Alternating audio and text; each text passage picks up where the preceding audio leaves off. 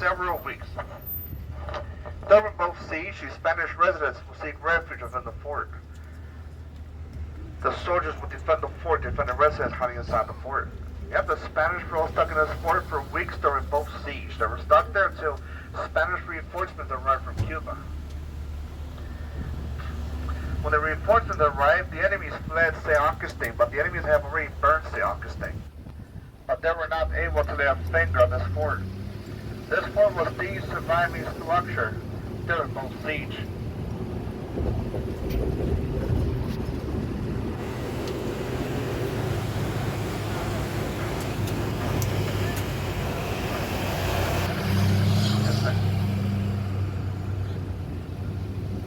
Yeah, they were both siege. This was the surviving structure in St. Agustin. Pretty much all the other buildings here were made of wood. But remember, the Spanish, they just discovered coquina when they first built this fort. You say coquina. And it took them 2 decades to build the fort. The fort was newly built by the time those 2 siege occurred. Speaking of coquina, cannonballs were not able to destroy the fort because of the seashells throughout the coquina walls of the fort. The walls would absorb the impact of the cannonballs. Used to be out here. In the dark of the night, the Spanish would step out of the fort with tools in their hands. The Spanish would go and pull out the cannonballs off the walls of the fort. Yeah, the Spanish would go and pick up the cannonballs that were shot at them. And then later, at the first sign of daylight, the Spanish would go and would shoot these very same cannonballs right back at the enemy ships. Yeah, that's right. An early form of recycling. Recyclable cannonballs. That's right. Believe it or not. Yep. You got it. This castle again built on our left, this building was built for William Warden from Philadelphia as his personal winter home. This was Mr. Warden's Warden Castle. Mr. Warden was a businessman, and he was the president of the St. Augustine Gas and Light Company, and I'm going to go and hit that horse. Got to tip that horse over. Okay, what? Mr. Warden will spend the winters here. This building here is with his Warden Castle with his 5 sons and 6 daughters. Plenty of kids, huh? And guess what? They had 1 bathroom in this building. Yeah, you heard right, folks. Mr. Warden spent the winters here at this building as winter home. His 5 sons and 6 daughters, and they had 1 bathroom. That's right. Believe it or not. It costs a lot of money to have a full bathroom inside your own home back then. Several decades later, 1940s, Marjorie Rowland purchased this building. Miss Rowland turned this building into a hotel, the Warden Castle Hotel. Plenty of bathrooms at the time.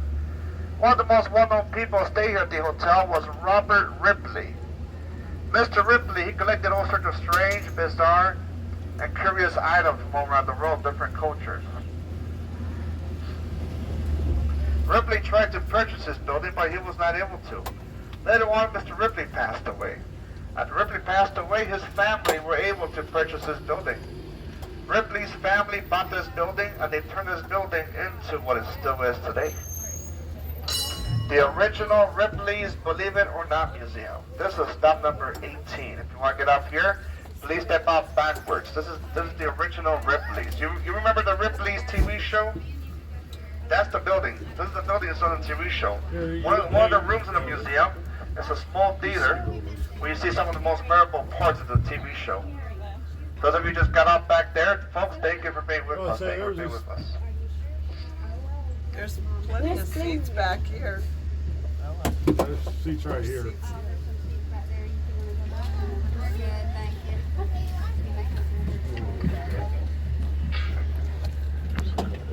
That big shiny horse behind us was made in the early 1980s. I don't remember the name of the artist.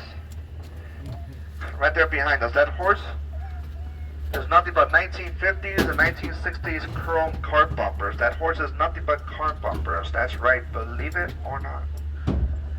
All right, here we go, folks. Tomorrow. There's that red wood log on your left. On your left, that red wood log was featured in one of the episodes. of the show. This tree was almost 2,000 years old. Well, it was cut down in 1938.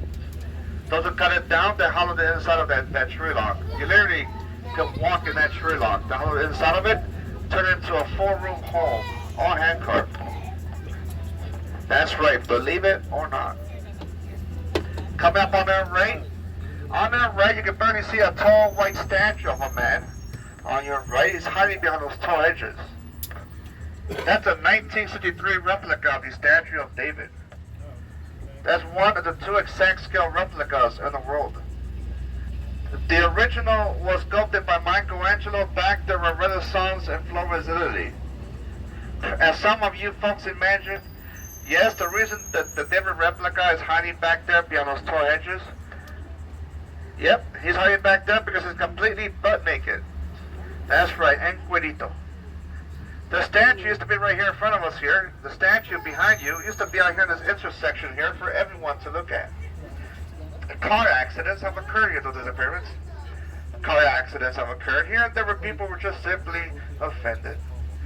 So now the statue now hides right there behind you, behind those tall hedges. Almost every day I see people walking up there with smiles on their faces. They cannot keep a straight face. That's right, believe it or not. Our next stop is next door. Our next stop coming up is one of Old Town Trolley Tours Welcome Centers. This is our San Marco Welcome Center. San Marco is named after that major street there behind you. Right here at our San Marco Welcome Center, here we got public restrooms. Here we sell refreshments, sodas, water, snacks. St. Agustin souvenirs, sunglasses, hats, shirts, cups, all kinds of stuff. If you want to get up here, please wait for the bell and then step out backwards like climbing down a ladder.